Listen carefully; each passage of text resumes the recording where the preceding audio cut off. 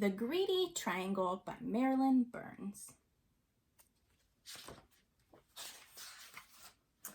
Once there was a triangle that was, as most triangles are, always busy.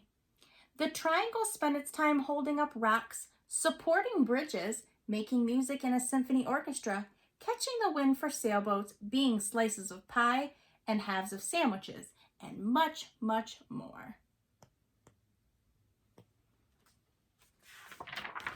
The triangle's favorite thing, however, was to slip into the place where people put their hands on their hips. That way, I always hear the latest news, it said, which I can tell my friends. The triangle's friends liked hearing the news.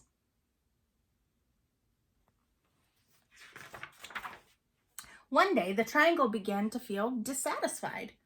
I'm tired of doing the same old things. There must be more to life. So the triangle went to see the local shapeshifter. How may I help you? The shapelifter asked the triangle. I think I just had one more side and one more angle, said the triangle. My life would be much more interesting. That's so easy to do, said the shapeshifter. Poof! The shapeshifter turned the triangle into a quadrilateral.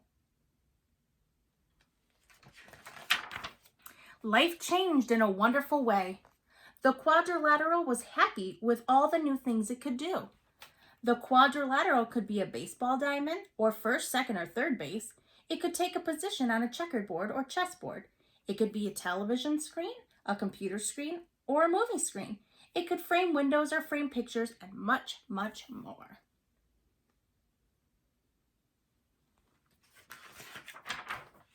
The quadrilateral's favorite thing, however, was to be the pages of a book.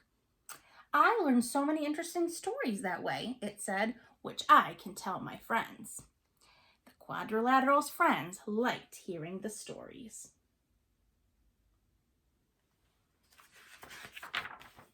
But one day, the quadrilateral began to feel dissatisfied. I'm tired of doing the same old things. There must be more to life. So the quadrilateral went back to the shapeshifter. How may I help you now? The shapeshifter asked the quadrilateral. I think if I just had one more side and one more angle, said the quadrilateral, my life would be much more interesting. That's easy to do, said the shapeshifter. Poof! The shapeshifter turned the quadrilateral into a pentagon.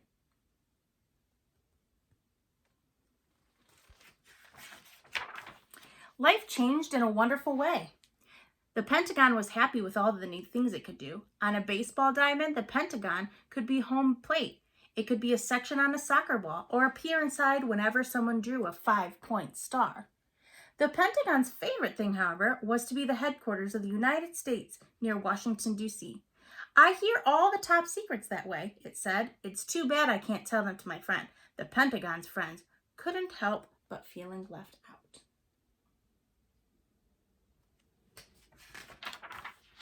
After a while, time seemed to pass slowly for the pentagon, and it became dissatisfied. I'm tired of doing the same old thing. There must be more to life. So the pentagon went back to the shapeshifter. So here you are again, the shapeshifter said to the pentagon. Now what would you like? I think if I had one more side and one more angle, said the pentagon, my life would be much more interesting. That's easy to do, said the shapeshifter. Poof! The shapeshifter turned the pentagon into a hexagon. Life changed again in a wonderful way. The hexagon was happy with all the new things it could do. The hexagon fit in as floor tiles in his houses and patios, and fancy crackers at parties and picnics. It worked at the socket of certain bolts and the prongs of certain wrenches. The hexagon's favorite thing to do, however, was to be a cell in a beehive. I love watching the bees as they buzz in and out. The hexagon spent so much time in the beehive, it was too busy to talk to its friends. The friends missed the hexagon and couldn't help but feel ignored. Again and again, the shape became restless and dissatisfied and unhappy with its life. Again and again, it returned to the shapeshifter for more sides and more angles. The shapeshifter agreed to turn it into one shape after another. a heptagon, an octagon, a nonagon, a decagon, and on and on and on. Finally, the shape had many, many, many sides and many, many, many angles. Its sides were so small that it had trouble keeping its balance. Its friends couldn't tell which side it was on and began to avoid the shape.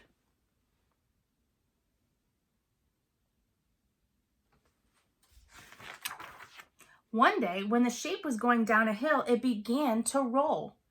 Faster and faster it went, screeching around corners, crashing into fences and trees, colliding with bicycles and terrified walkers. At last, the shape came to a stop. It felt tired and dizzy, lowly and sad.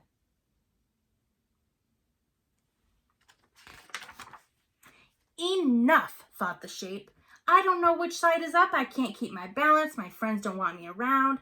The shape could no longer remember why it had been so happy as a triangle. Very carefully, it made its way back to the shapeshifter.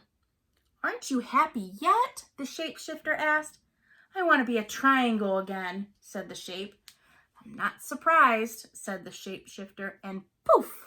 The shapeshifter turned the shape back into a triangle.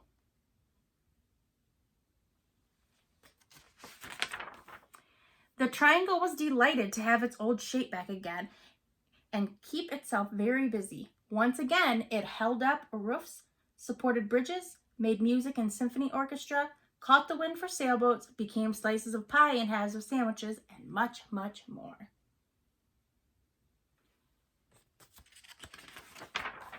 Still, the triangle's favorite thing was to slip into place when people put their hands on their hips. That way, I always hear the latest news, it said, which I can tell my friends. Its friends like hearing the news and were glad the triangle was back in shape again.